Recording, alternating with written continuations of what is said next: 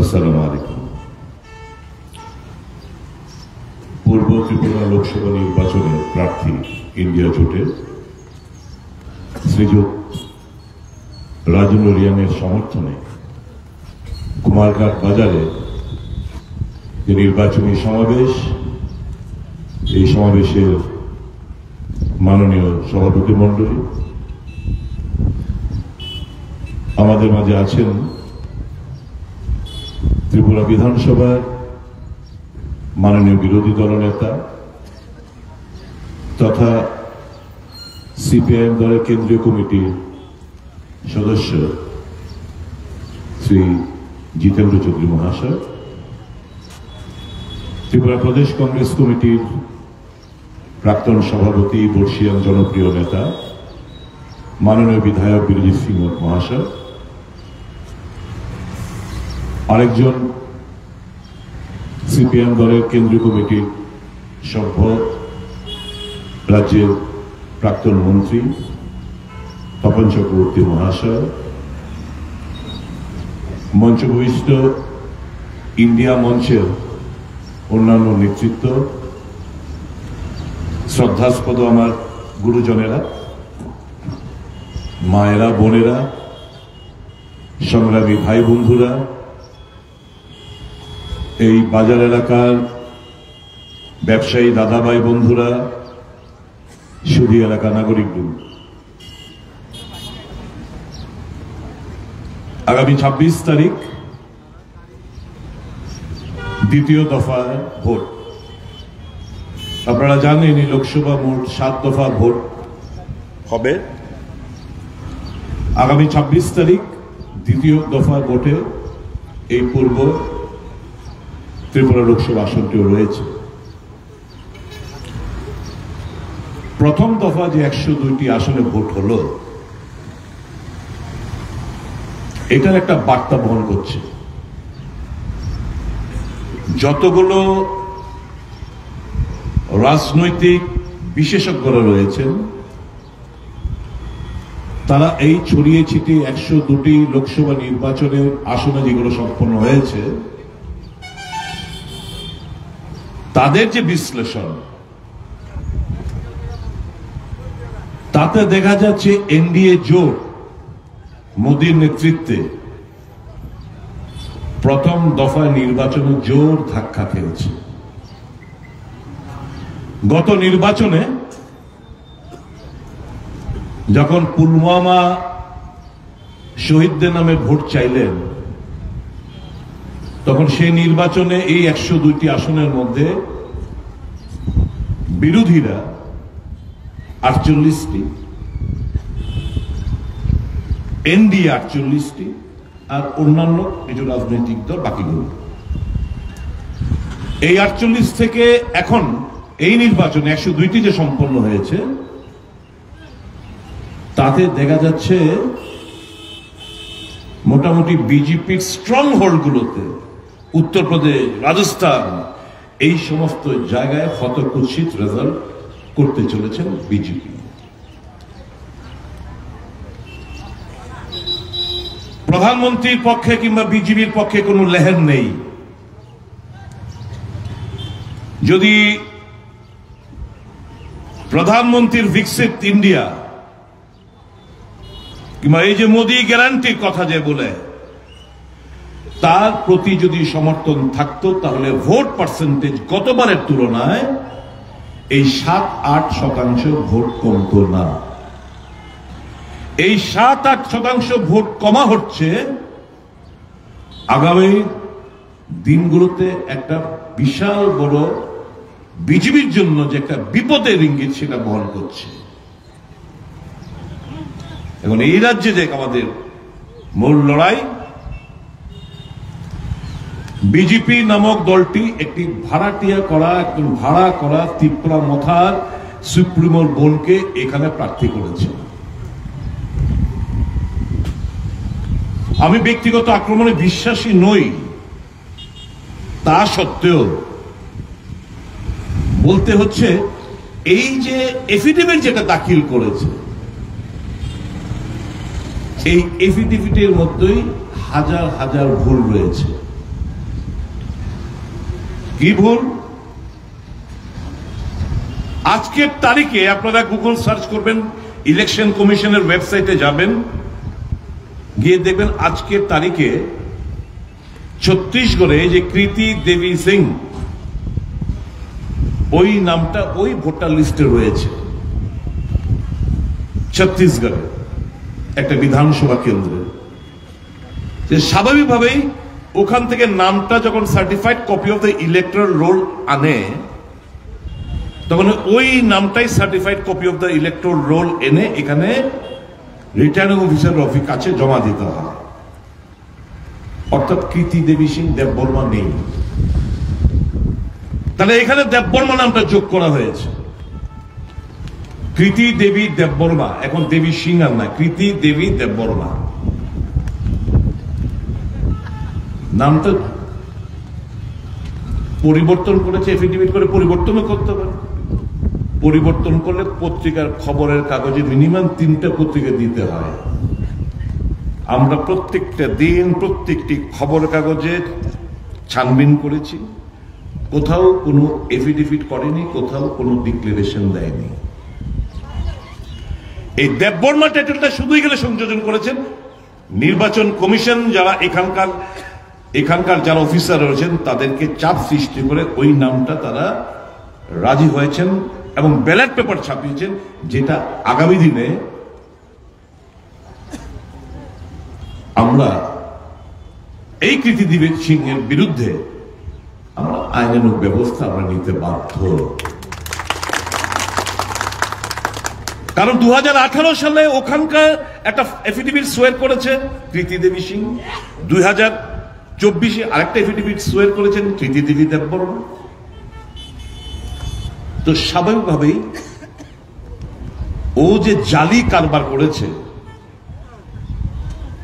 ও যে ম্যানিপুলেট করেছে, এটা পরিষ্কারভাবে প্রমাণিত হয়ে গেছে। শিক্ষাগত যোগ্যতা নিয়েও সে এক এক জায়গায় এক এক রকম তার এফিডেভিটে রয়েছে, অনেক অনেক অনেক প্রচুর তার মধ্যে গ্যারাকর রয়েছে। এরকম একজন প্রার্থীকে করেছেন এই রাজ্যের আদিবাসীদের কৃষ্টি, তাদের সংস্কৃতি, তাদের ভাষা কোনো কিছুই জানে না, না পারে ককবরক বলতে, না পারে বাংলা বলতে। এই রাজ্যে কৃষ্টি সংস্কৃতি, তাদের ভাষা কোনো কিছুর মধ্যেই সাথেই উনি জড়িত ছিলেন না। আমি জিজ্ঞেস করতে চাই আজকে মঞ্চ থেকে, যারা বিজেপি করেন, আপনাদের কি একটা ক্যান্ডিডেট ছিল না? কেন ওই আমাদের যিনি এমপি ছিলেন, বর্তমান এমপি রেবতী মোহন ত্রিপুরা, প্রদ্যুত থানসা থানসা থানসা থানসা বলে, এনি থানসার পরিচয়, যে একজন ত্রিপুরা কমিউনিটির লোককে বাদ দিয়ে তার বোনকে এখানে দাঁড় করিয়েছে। হ্যাঁ, এবং এই ছেলেটি এমএ পাশ করা ছেলে, তার বিরুদ্ধে কোনো অর্থনৈতিক বলুন, চারিত্রিক বলুন, কোনো কিছু অভিযোগ কিন্তু তার বিরুদ্ধে নেই। হাম্বল, ডাউন টু আর্থ হতে পারে সে বিজেপি, যে ভালো তাকে ভালো তো বলতে হবে। কেন তাকে বাদ দেওয়া হলো? এই প্রশ্নগুলো কি বিজেপির বন্ধুরা করবেন না? কাকে প্রার্থী করলে? যিনি আদিবাসী এবং বাঙালিদের মধ্যে একটা অবিশ্বাসের একটা প্রাচীর তৈরি করতে মাস্টার মাইন্ড হিসেবে উনি খ্যাতি অর্জন করেছেন। একটা অবিশ্বাসের প্রাচীর হবেশায় মাথার মধ্যে একটা পয়লা জাতি উল্লা পার্টি। কেন?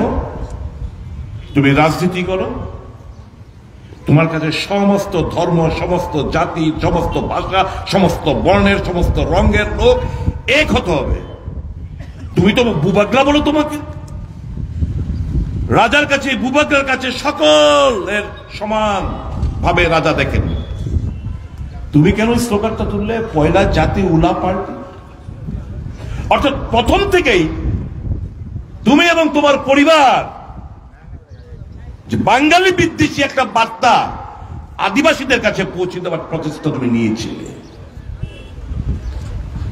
এই জিনিসটাকে হতে পারে? এটা কোন সিভিলাইজড কোন নেতা এই সমাজটাকে জাতপাতের নামে, জাতির নামে বিভাজন করতে পারে? তারপর এখানকার সুবুদ্ধি সম্পন্ন মানুষ আপনারা জেনে শুনে আপনাদের পায়ে কুড়োল মারতে আপনারা রাজি রয়েছেন যারা বিজেপি করেন। আমার বিশ্বাস আপনাদের তো বিবেক রয়েছে, আপনার সমস্ত ব্যাপারগুলো বুঝছেন। পায়ে কুড়াল মারবেন না। এই ত্রিপুরাকে আমরা ভাগ হতে দেব না। এখানে আদিবাসী, বাঙালি, খ্রিস্টান, বুদ্ধিস্ট, হিন্দু সমস্ত ভাষার লোক আমরা এক হয়ে বসবাস করতে চাই, একে অপরের দুঃখ সুখের সাথী হতে চাই। কাজে বন্ধুরা সাবধান, এই সমস্ত চিন্তাধারা মানুষকে ঘৃণার সাথে প্রত্যাখ্যান আপনাদের করতে হবে। এরা জয়লাভ করা মানে সবসময় মানুষের মধ্যে একটা আতঙ্ক থাকবে। তিপ্রাসা মনে করবে এই বাঙালি আমাদের শত্রু, বাঙালি মনে করবে তিপ্রাসা আমাদের শত্রু। এই বীজটা রোপণ করতে চাইছে প্রদ্যুৎ কিশোর দেববর্মা এবং তার বোন। আমি তিপ্রামথাকে বলবো না, তিপ্রামথার অন্যান্য নেতৃত্বের কোনো দোষ নেই। He is out of volleyballs. কি বললো? One last fight. কি কি স্লোগান বললো আমি শুধু আপনাদের মনে করে দিতে চাই। একটা হচ্ছে পয়লা জাতীয় party, no compromise, one last fight, greater Tripuraland, constitutional solution. তারপর কনস্টিটিউশনাল সলিউশন থেকে কি একটা ইন্টারলোকুটার ভুলে গেছেন? শেষ অব্দি কি সমস্ত বিমান জলে আমার বোইং টিকিট পাইছে, আমি খুশি, বিজিবি জিন্দাবাদ। এই তো বলেছিল ওই প্রাক্তন মুখ্যমন্ত্রী বিপ্লব দেবকে। আর ये तो बांग्लादेशी है, बांग्लादेशी कैसे मुख्यमंत्री होता है বলেনি? আর দেখলাম এখন খুব মাখামাখি বিপ্লবের সাথে। এটা অনেকটা রাজনীতি, এটা অনেকটা পলিটিক্স। তাদের ঘরের মধ্যে কাজিয়া। আগামী দিন মানিক সাহাকে তারা টপেল করতে চাইছে। বিপ্লব দেব জেতা কিংবা এই কৃতি দেবী সিং জেতা মানে হচ্ছে মানিক সাহার সামনে বিদায়ের ঘন্টি পাচ্ছে। আবার সেই জঙ্গলের রাজত্ব পুনরায় ত্রিপুরায় কায়েম হতে চাইছে। বাইক বাহিনী, হেলমেট বাহিনী, অত্যাচার বা অগ্নিসংযোগ, জ্বালিয়ে দাও, পুড়িয়ে দাও, দাঙ্গা বাঁধাও, এই তো ষড়যন্ত্র এরা। তাই বন্ধুরা যারা বিজেপি করেন একটু বুঝে চিনতে আপনারা ভোট প্রদান করবেন। এই তো বলতো 2023 নির্বাচন, আমার কাছে একটু শুনে দিতে পারি, কিন্তু কি বলছে 2018 में बीजेपी ने क्या बोला? 50,000 नौकरी देंगे। मिलाए क्या? প্রদ্যুৎ বলেছিল, বলছে বিজেপি ঠকায়, বিজেপি হচ্ছে ঠক পার্টি। এখন আরেক ঠক গিয়া মহাঠকের কাছে ধরা দিল।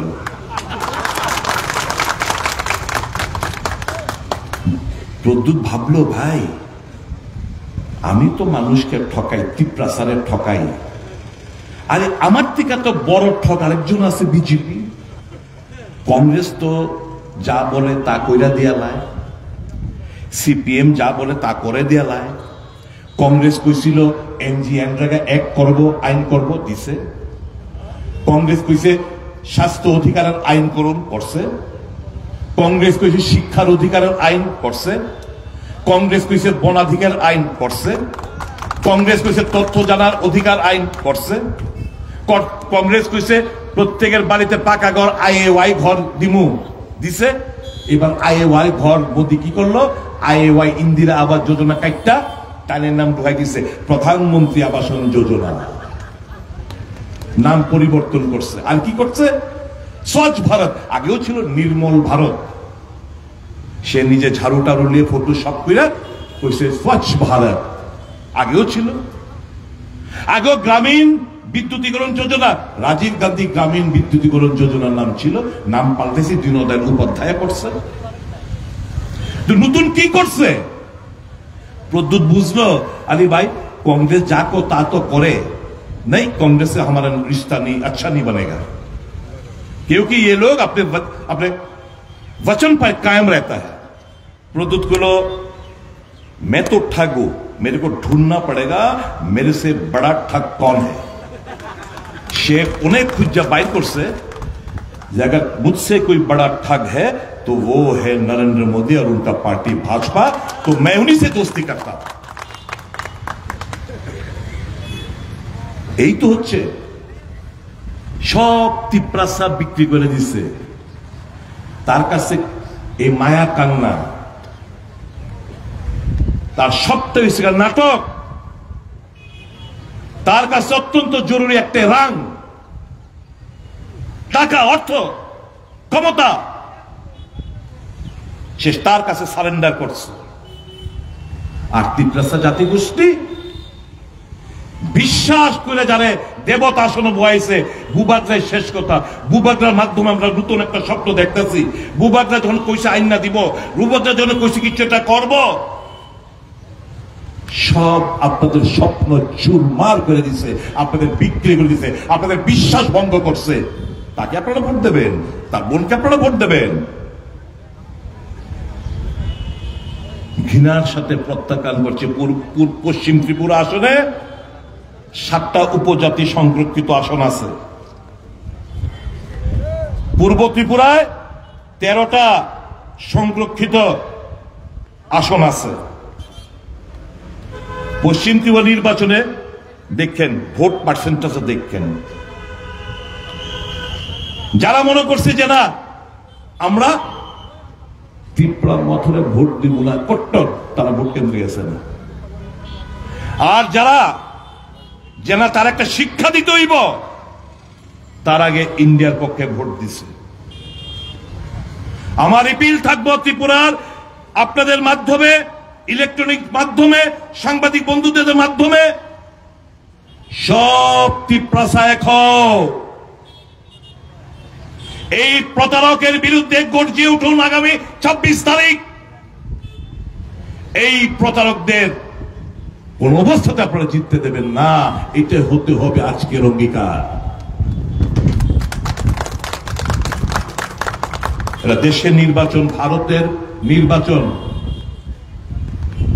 প্রত্যেক নির্বাচন গুরুত্বপূর্ণ। এইবারের নির্বাচন আরো বেশি মাত্রায় গুরুত্ব পাইছে। কারণ কি? কারণ আপনাদের যে কথা বলার, মত প্রকাশ করা স্বাধীনভাবে, খবরের কাগজ এখন কি সকালবেলা উঠেই ঘুমের থেকে উঠে ব্রাশটা করে আপনাদের, আমি জানি আপনাদের একটু দেরিতে পৌঁছায় অবশ্য, কিন্তু আমাদের আমরা যারা আগরতলা শহরে থাকি, চোখ বুঝলে ফার্স্ট পত্রিকাটা দেখি, পত্রিকাটা আইসিন, পত্রিকাটা আগে দেখার চেষ্টা করি।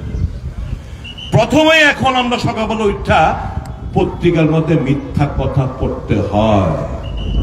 গণতন্ত্রের চতুর্থ স্তম্ভকে তারা ভেঙে গুড়ি দিয়েছে। সত্য কথা মানুষের কাছে পৌঁছয় না। কাজে গণতন্ত্র আজকে বিপন্ন। এই জিনিসগুলো উপলব্ধি করতে হবে। মানুষ আজকে ভীত সন্ত্রস্ত,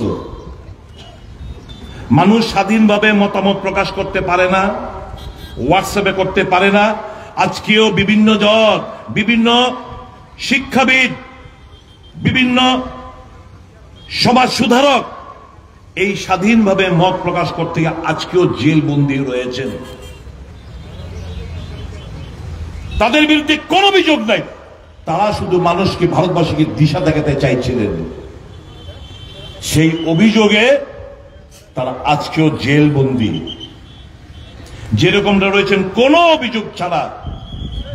আমি এখন যদি বলি নরেন্দ্র মোদী আমার থেকে 100 কোটি টাকা নিয়েছে, পুলিশ গ্রেপ্তার করবো, সিবিআই গ্রেপ্তার করবো বুঝি? আমি একটা এই যে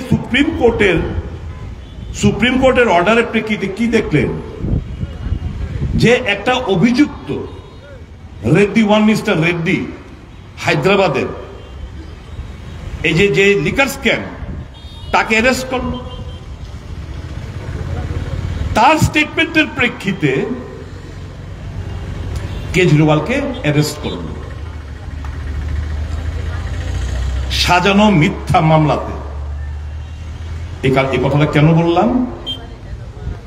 এর থেকে প্রমাণ রাখে গণতন্ত্র যে বিপন্ন।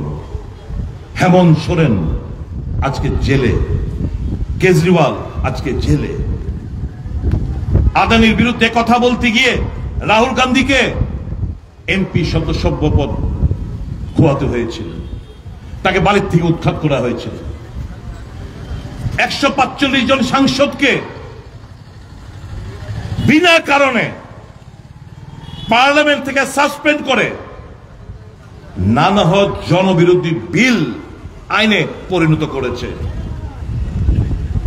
এই যে গণতন্ত্র বিপন্ন এবং গণতন্ত্র পুনরুদ্ধারের স্লোগান এবং সংবিধান রক্ষার যে আমাদের যে মূলত যে আইডিয়া,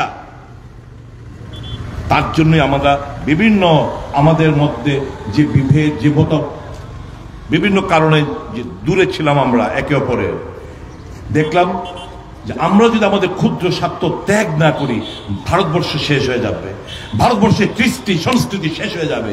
কাজে না, দলের ইন্টারেস্ট পর কাছাকাছি আসতে হবে। এই স্বৈরাচারী ফেসিস্ট সরকারের পতন আমাদের ঘটাতে হবে। সেই কারণে আমরা একটা জায়গায় আসলাম। অপরাধ কি? তার মতো দেশপ্রেমী। এটা তো দেশপ্রেমের পরিচয় আমরা দিয়েছি। দেশকে আমরা ভালোবাসি, পার্টি কি পড়ে, পার্টির ইন্টারেস্ট পড়ে। আর ওই দলে কি তাদের চিন্তা ভাবনা? একটা রাষ্ট্র, একটা নির্বাচন, অন্য কোনো নির্বাচন হবে না, একটা নির্বাচন হবে। একটা রাষ্ট্র, একটা ধর্ম থাকবে। কোন হিন্দু ছাড়া বুদ্ধিজম শেষ করতে হবে, খ্রিস্টানিটি শেষ করতে হবে, মুসলমান শেষ করতে হবে, পার্সি শেষ করতে হবে, জু শেষ করতে হবে।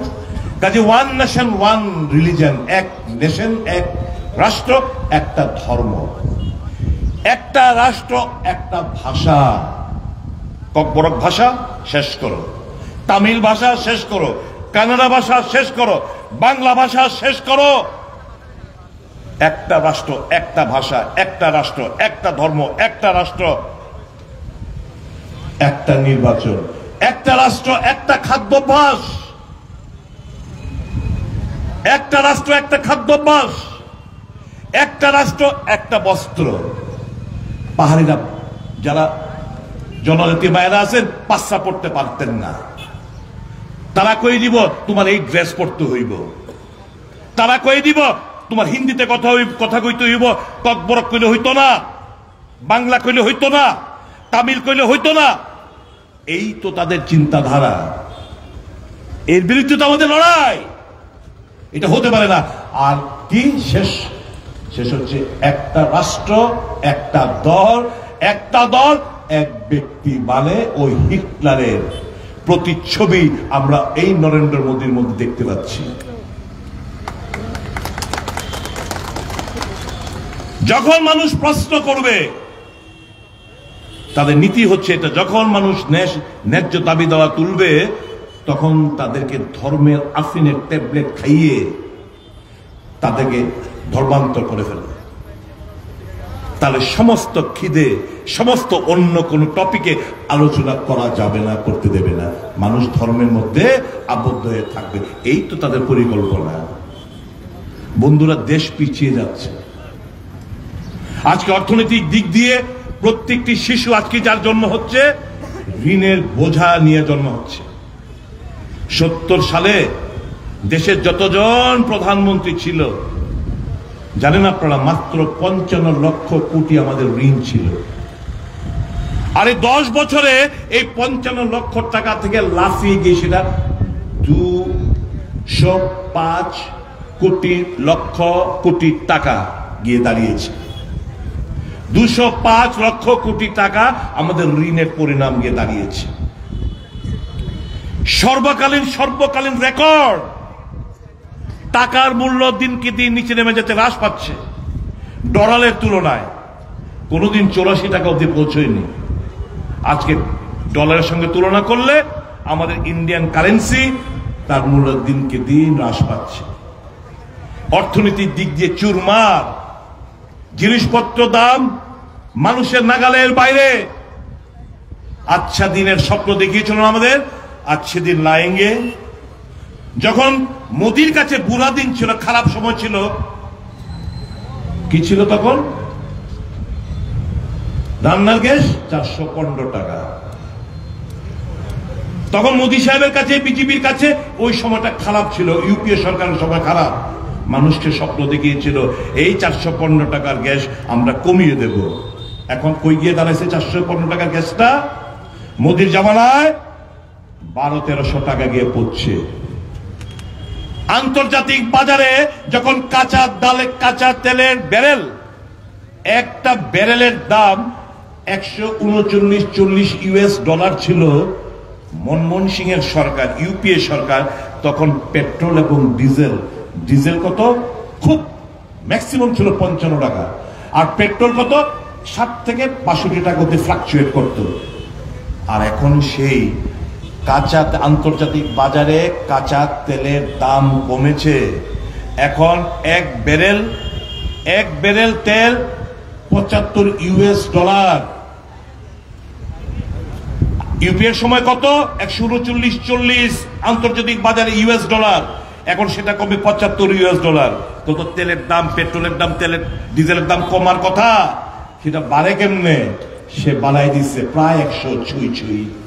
দুইটাই 100 টাকাই হইতে পারেন, এই 1 টাকা একটু এদিক সেদিক হইতে পারে। আচ্ছা দিন, এই তো আচ্ছা দিন আইছে। সরষের তেলের দাম কত ছিল? 60-65 টাকা। এখন সরষের তেলের দাম কত পার লিটার? 120-30 নিচে না? 130। মুগ ডালের দাম কত ছিল আর এখন কত? ডাবল এর বেশি। প্রত্যেকটি জিনিসপত্রের দাম বেশি। কারণ গব্বর সিং ট্যাক্স বসিয়েছে। জানেন, যারা এখানে গরিব মানুষ আছেন, অনেক জমিয়া পরিবারও আছে, জানেন আপনাদের ইউপিএ সরকারের সময় আপনাদের কিন্তু ট্যাক্স, অনেক কিছুর মধ্যে ট্যাক্স বয়াইতো না। এখন সব জিনিসের মধ্যে ট্যাক্স, মানে আপনারা ইনডাইরেক্ট ট্যাক্সের আওতার মধ্যে সব জনসাধারণ আইনে নিচ্ছে। আপনাদের ঠিকা মায়েরা বোনেরা জেনে যান, গরিব অংশের মানুষ জেনে যান, আপনাদের থেকে প্রত্যেক মাসে লবণ কিনেন ট্যাক্স, চিনি কিনেন ট্যাক্স, আটা কিনেন ট্যাক্স, হলদি কিনেন, জিরা কিনেন, মশলা কিনেন, তেল কিনেন, যা খুশি তা কিনেন, কাপড় কিনেন, জুতা কিনেন, চশমা কিনেন, ওষুধ কিনেন, যা কিনেন তার মধ্যে ট্যাক্স বয় দিছে। মানে প্রত্যেকটি মানুষের থেকে প্রতি মাসে 4 থেকে 5 হাজার টাকা করে ট্যাক্স সেন্ট্রাল গভর্নমেন্ট নিতেছে ট্যাক্সের মাধ্যমে। আর আপনাদেরকে 2000 টাকা করে একটা অংশের মানুষদের দেয় ভাতা।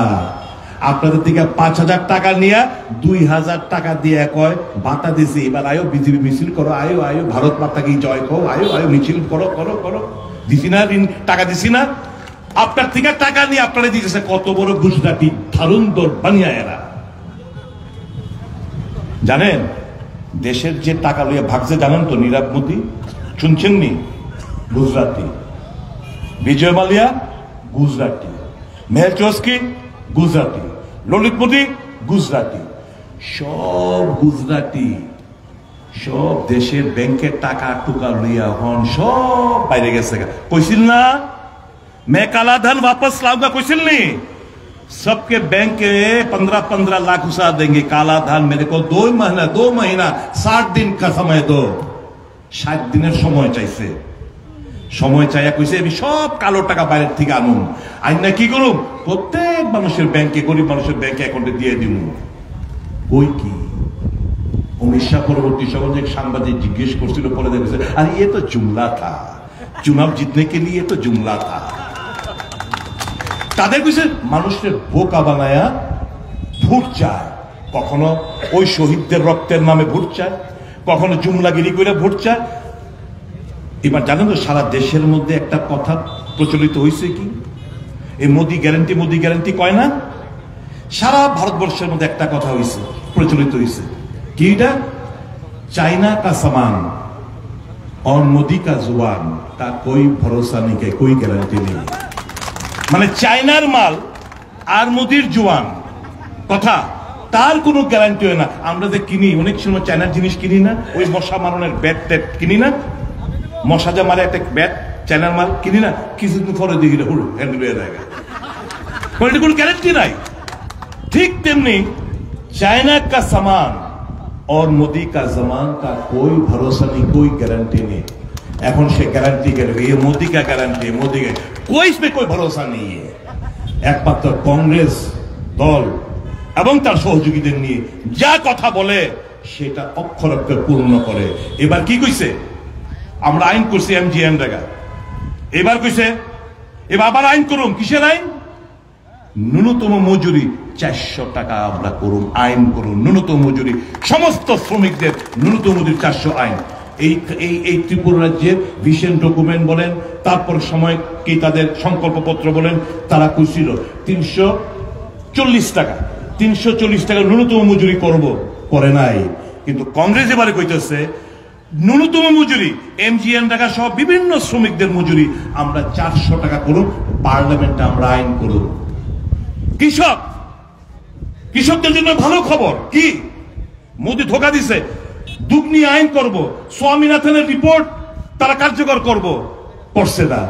কৃষকরা আত্মহত্যা, কৃষকদের উপর লাঠি পেটা করে, তারা তাদের ন্যায্য দাবি দিনা আন্দোলন, এখন আন্দোলন করতেছে, মিডিয়াতে দেখায় না, টিভির পর্দায় দেখায় না, খবরের কাগজ এখনো দেখায় না। এখনো দিল্লি এবং হরিয়ানা বর্ডারের মধ্যে, পাঞ্জাবের বর্ডারের মধ্যে এখনো কৃষকরা, তারা এখনো রাস্তার মধ্যে বর্ষায় গরম গ্রীষ্মের মধ্যে তারা এখনো প্রয়োজনের মধ্যে বইয়ে রয়েছে, শীত গ্রীষ্ম বর্ষার মধ্যে। কি তাদের যে তুমি যা কইসলা এটা পূর্ণ করো, তারা করবে না। কংগ্রেস সেই জায়গায় কি কইছে, কংগ্রেস কইছে স্বামীনাথনের রিপোর্ট আমরা আইন প্রণয়ন করুন। কৃষক যারা চাষিরা, কৃষকরা যাদের ফসল, এই যে বৃষ্টি হয়, খরা হয়, বৃষ্টি হয়, ফসল নষ্ট হয়, ক্ষতিপূরণ পায় না, কংগ্রেস কইছে আইন করুন যে 30 দিন কমিশন গঠন করুন, 30 দিনের মধ্যে যেই ফসল নষ্ট হইব তার 30 দিনের মধ্যে তাদের কাছে ক্ষতিপূরণ আমরা দিতে বাধ্য, দিব আমরা। এটা কংগ্রেস কইছে এবং কংগ্রেস সহযোগী দলগুলো কইতেছে।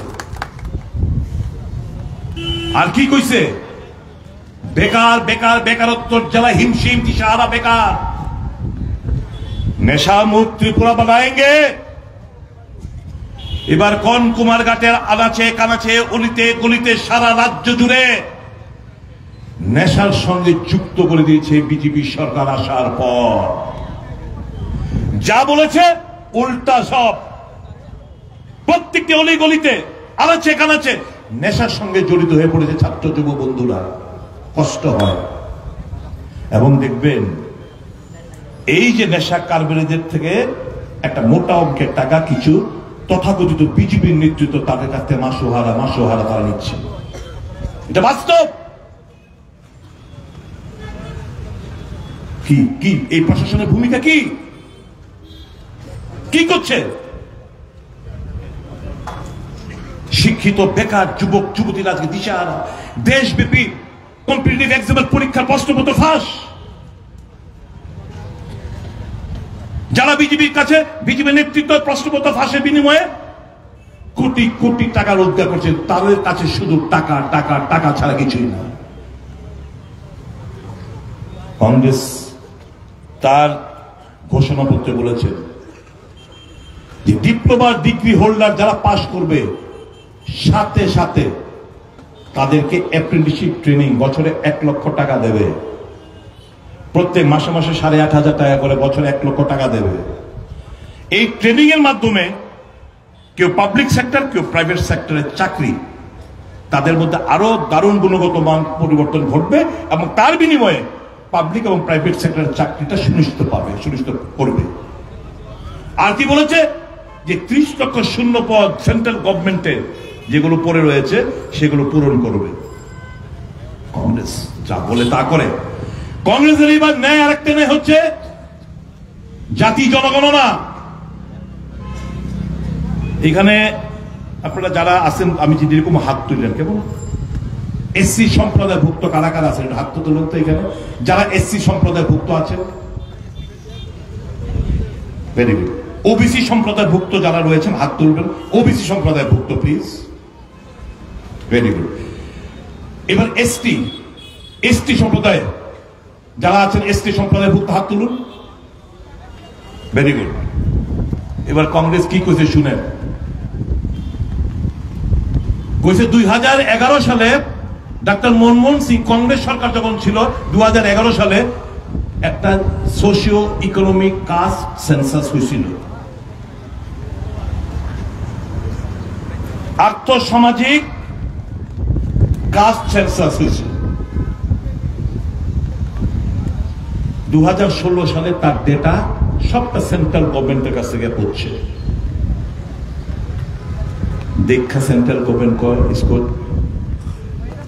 প্রকাশ করানোর কোনো দরকার নেই। গেলিগা প্রকাশ করলে ওই যে 50% যে সিলিং, সেই সিলিংটা সুপ্রিম কোর্ট যেটা সিলিং করে রয়েছে সিলিংটা উঠে যাবে, রিজার্ভেশন স্ট্যাটাসটা বাড়বে, তিপ্রাসা জনগোষ্ঠীর সংখ্যাটা বাড়ছে, এসসি সম্প্রদায়ভুক্ত সংখ্যাটা বাড়ছে, ওবিসি সম্প্রদায়ভুক্ত সংখ্যাটা বাড়ছে। হিস্সাদারি নাই, তাদের বিভিন্ন ক্ষেত্রে তাদের হিস্সাদারি নাই। এটা বুঝা পাইলে কি করছে জানেন? এই যে জিতেন্দ্রবাবু হয়ে গেছে, রেল বিক্রি করে দিতেছে, প্রাইভেট সংস্থার কাছে দিয়ে দিতেছে, এয়ারপোর্ট সংস্থার কাছে দিয়ে দিতেছে, বিভিন্ন প্রফিট মেকিং বডি আপনার কর্পোরেট হাতে তুলে দিতেছে। কারণটা কি জানেন? এবার পাবলিক সেক্টরের কাছে, সরকারের কাছে থাকলে তো SC reservation, ST reservation, OBC reservation পাইলে হলে, এবার যখন আম্বানি আদানিতে কাছে যায় বোগা, তখন তো এসসির জন্য রিজার্ভেশন থাকতো না, এসটিদের জন্য ওবিসির জন্য রিজার্ভেশন থাকতো না। তাহলে এই যে রিজার্ভেশন ক্ষেত্রটা আরো সংকুচিত হইয়া পড়ব। আমি কথাগুলো বললাম এই কারণে, basically BJP, RSS, ST, SC, OBC এবং সংখ্যালঘু মানুষের বিরোধী। বুঝা জানে কথাগুলো। যারা এসসি সম্প্রদায় ভুক্ত রয়েছে বা বন্ধু বিজেপিরা, বুঝা যান, দয়া করে ভোট দেন কি না দেন, দ্যাট ইজ আলাদা চ্যাপ্টার। এই সত্য কথাগুলো কেউ বলবে না, বিজেপি তারা বলবে না, কোন এজেন্ডা নেই। তাদের এজেন্ডা শুধু রাম, তাদের মন্দির মসজিদ, তাদের হিন্দু মুসলমান, এই তো তাদের এজেন্ডা। আমরা পাবলিকের এজেন্ডা নিয়ে আমরা মাঠে নেমেছি। কাজে বন্ধুরা শুনুন,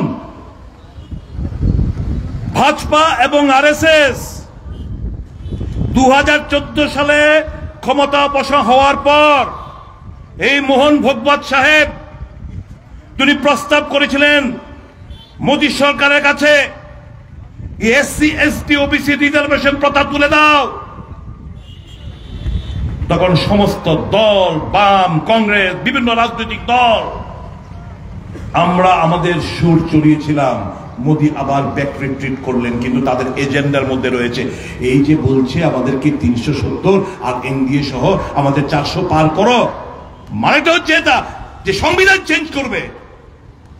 এই যে সংবিধানের মধ্যে যে হিন্দু শব্দ আর যে সেকুলার শব্দ, সেই সেকুলার শব্দটা ওরা হাঁটাতে চাইছে। তারা চাইছে হিন্দু রাষ্ট্র, তারা চাইছে এই দেশ থেকে মুসলমান খেদাও, তারা চাইছে এই দেশ থেকে বুদ্ধিস্ট খেদাও, তারা চাইছে দেশ থেকে শিখ খেদাও, তারা চাইছে দেশ থেকে অন্যান্য ধর্ম মুছে দাও। একটাই ধর্ম থাকবে, সেটা সেটা হচ্ছে হিন্দু ধর্ম, সনাতন ধর্ম। এরা সনাতন ধর্মের বিশ্বাসী কাণ্ডারি, এরা দাবি করে, এরা যারা শঙ্করাচার্যদের বারংবার বারণ করা সত্ত্বেও কি বলছিল, কি দোষটা কি করেছিলেন চারজন শঙ্করাচার্য, যে এক মুহূর্ত अभी नहीं है, एक मुहूर्त का समय कम से कम 78 मिनट। কিন্তু দেখবেন উপনয়ন পৈতার ডেট আলাদা, বিয়ের ডেট আলাদা, মন্দির উদ্বোধনের ডেট আলাদা, গৃহপ্রবেশের ডেট আলাদা। ওই 22শে জানুয়ারি কোনো মুহূর্ত ছিল না।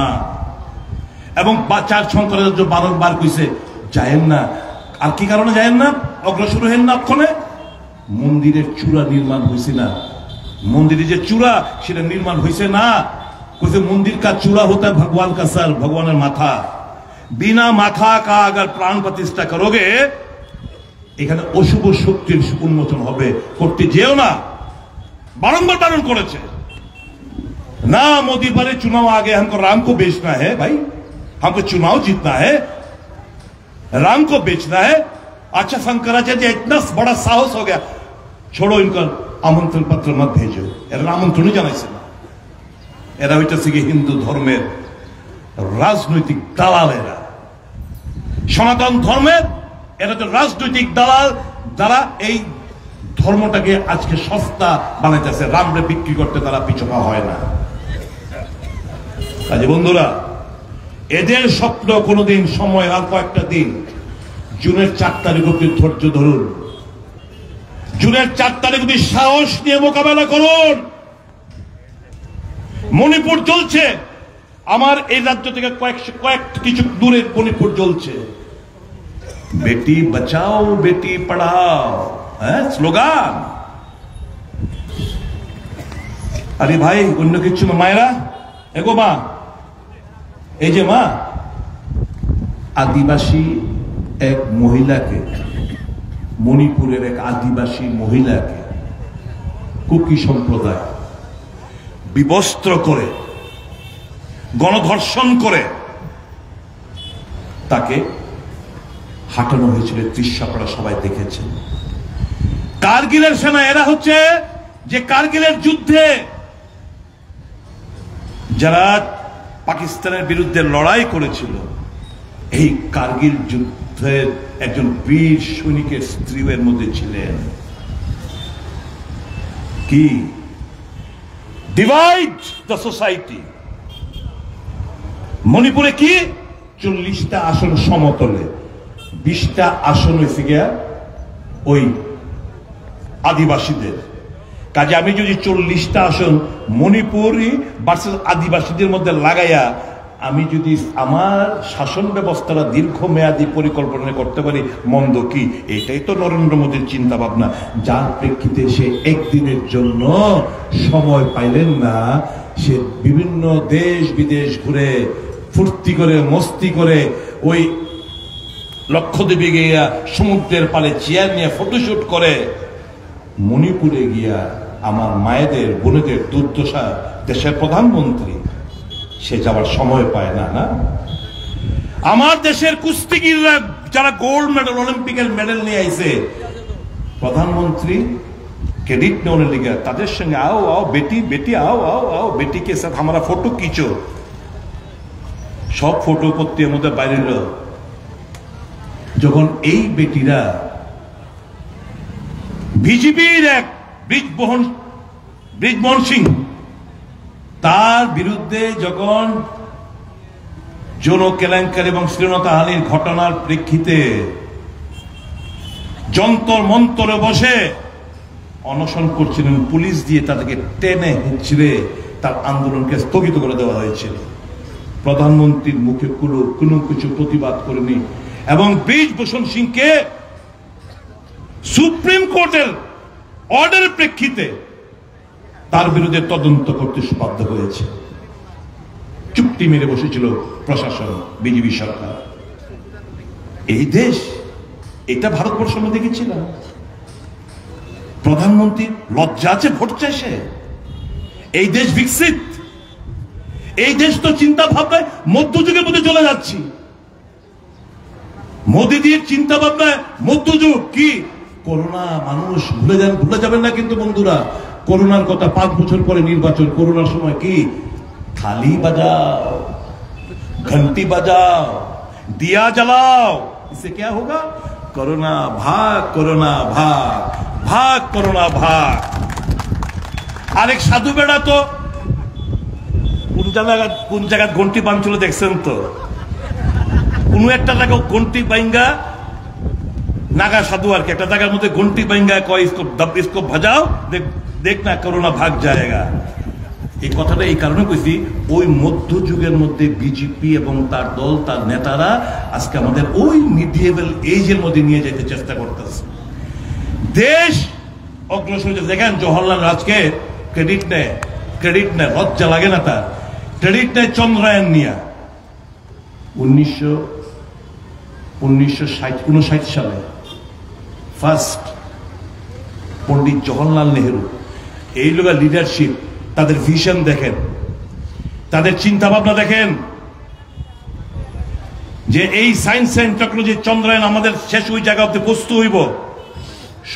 তখনই সেই ইসরোর আগে একটা নাম ছিল, পরবর্তী সময় 65 সালে গিয়ে 69 সালে গিয়া এটা বোধহয় নামটা পাল্টাইছে। কিন্তু এর আগে এখন এটা ইসরো হয়েছে, এটা পন্ডিত জওহরলাল নেহরু। এখন সে চন্দ্রয়ানে সাকসেসফুল ওই সাউথ পোলে ল্যান্ড করার প্রেক্ষিতে বিজেপি তার লজ্জা লাগে না, প্রধানমন্ত্রী নিজে তার কৃতিত্ব নেওয়ার চেষ্টা করে।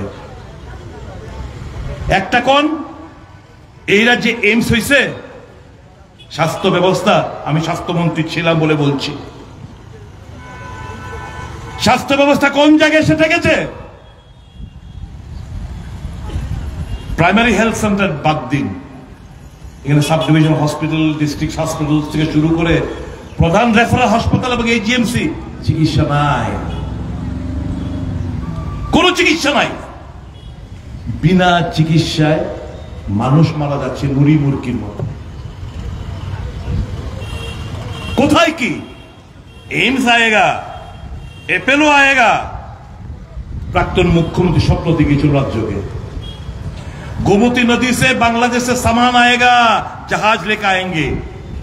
কত কিছু স্বপ্ন দেখাইল, সব সাক্ষাৎ, সব ফালতু কথাবার্তা বলে আমাদের সময়টাকে, ত্রিপুরার সময়টাকে শেষ করে দিয়ে গেছে, বরবাদ করে দিয়ে গেছে। ত্রিপুরাটা পিছিয়ে গেছে। ত্রিপুরাটা একটা নতুন হাসপাতাল, একটা নতুন কলেজ, একটা নতুন সরকারি ইউনিভার্সিটি, বলুন না নতুন কি হয়েছে বলুন? কিছু তো হয়নি। এরা কোন মুখে ভোট চায় বলুন? কাজে বন্ধুরা, কংগ্রেস এবং তার সহযোগী দলরা মানুষের যে নানা সমস্যা নিয়ে, এই যে রাহুল গান্ধী প্রথম দক্ষিণ থেকে কন্যাকুমারী থেকে কাশ্মীর, মণিপুর থেকে মুম্বাই, এই যে মানুষের সঙ্গে হাজার হাজার লক্ষ লক্ষ মানুষের সঙ্গে মিলে মিশে তাদের অভাব অভিযোগ শুনে কংগ্রেস আজকে আমরা আমাদের ম্যানিফেস্টো এবং ইন্ডিয়া জোটের বন্ধুদের কাছ থেকে পরামর্শ নিয়ে আমরা আমাদের ম্যানিফেস্টো তৈরি করেছি। এগুলো মানুষের কথা, এই ডিমান্ড থেকে আমরা সরে আসবো না। এটা কংগ্রেসের গ্যারান্টি, এটা ইন্ডিয়া ব্লকের গ্যারান্টি, এটা মোদির গ্যারান্টি না। যে ফ্রড, যে বাজে কথা, মিথ্যে কথা, প্রতারক, যে প্রতারণা করেছে 10টি বছর এই দেশের মানুষের সাথে, এটা তার গ্যারান্টি না। বন্ধুরা, ভেবে চিন্তে ভোট প্রদান করবেন। এই 26 তারিখ অত্যন্ত ভদ্র নম্র একজন রাজন্য রিয়াং সাহেবকে আমরা দাঁড় করিয়েছি। আপনাদের হয়ে দারুণ কাজ করবে। এই সমস্ত লোক কিন্তু পার্লামেন্টে পাঠাবেন, এই সমস্ত চোরদারদের পাঠাবেন, এই সুযোগ সন্ধানীদের পাঠাবেন, যারা বাঙালি এবং আদিবাসীদের মধ্যে একটা অবিশ্বাসের এবং বীজ রোপণ করতে চায়, দাগ বাঁধাতে চায়, এদেরকে প্রতিনিধি করে পাঠাবেন। আমি এখানকার শুভবুদ্ধি সম্পন্ন মানুষ, বিজেপি বুঝি না, সিপিএম বুঝি না, কংগ্রেস বুঝি না, অন্যান্য দল বুঝি না। এন ব্লক আপনারা ভোট দিন, রাজেন্দ্র রিয়াংকে জিতিয়ে পাঠান। আপনারা ভুল করবেন না বন্ধুরা, সাহসিকতার পরিচয় নিয়ে মোকাবেলা করুন, ভয় পাওয়ার কিছু নেই, দায়িত্ব পালন করুন, ভোট প্রদান করতে বেরিয়ে আসুন সকাল সকাল, এই দেশটাকে বাঁচান। এটা ইন্ডিয়া ব্লক ভার্সেস ইন্ডিয়া না, এই লড়াই আম জনসাধারণ ভার্সেস এই স্বৈরাচারী বিজেপির বিরুদ্ধে লড়াই। এই লড়াই আম জনসাধারণকে জিততে হবেই হবে, নয়তো দেশের কাছে বিরাট বিরাট বিপদ আগামী দিনগুলোতে। আমার মনে কোনো সন্দেহ নেই, যেভাবে প্রথম দফা নির্বাচনে বিজেপি আজ অনেক ধাক্কা খেয়েছে, পিছু ব্যাকফুটে রয়েছে, 4 তারিখ যখন রেজাল্ট বেরোবে দেখবেন মোদির 400 তো দূরের কথা, 150 পার হইতেই গুতাইব 150 পার হইতেই গুতাইব। কাজে বিজেপি বন্ধুরা যারা গুন্ডা হিংসা বিশ্বাসী, একটু বুঝালইও, একটু বুঝা লাভ পাইও। দাদা কইছো মুখ ভাই আনন্দের সীমা নাই, এই পথে হাইটো না। দাদা তো হবল চালাকে আয় পড়বো, হাপ্পা ওই বিরোধী বাবু যেটা কয়ে গেছে আমার গরিতে আয় পড়বো। তোমরা কই যাইবা তখন? একটু বুঝা সুজ্জা কইল, পার্টি করো, ভালোভাবে করো, মানুষকে তাদের গণতান্ত্রিক অধিকার যেন খর্ব না হয় সেটা সুনিশ্চিত করো। যে যা ভোট দেবে, উৎসবের মেজাজে ভোট দেবে, যে যাকে খুশি ভোট দেবে।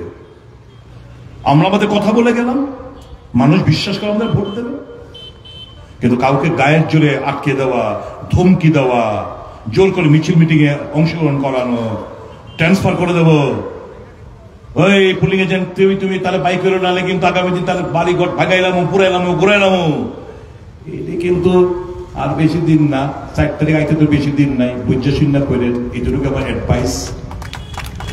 অ্যাডভাইস, যারা বিজেপির গুন্ডা পান্ডারা রয়েছে এখানে 2-1টা, একটু বুঝে শুননা কইর। কাজে আগামী 26শে এপ্রিল এই দেশের নির্বাচনে কাস্তে হাতুড়ি তারা চিহ্নে ভোট দিয়ে রাজেন্দ্র রিয়াংকে বিপুল ভোটে জয়ী করান। আপনার গণতান্ত্রিক অধিকার পুনরুদ্ধার করুন, সংবিধানকে বাঁচান। এই কটি কথা বলে যারা এখানকার গণদেবতা রয়েছেন, যারা গুরুজন রয়েছেন, তাদের আমার প্রণাম নিবেদন করে, মা বোনদের প্রীতি শুভেচ্ছা ভালোবাসা জানিয়ে, আমার ছাত্র যুবক ভাই বন্ধুদের সঙ্গে অভিনন্দন জ্ঞাপন করে আমি আমার আলোচনাকে শেষ করছি। সবাই ভালো থাকবেন।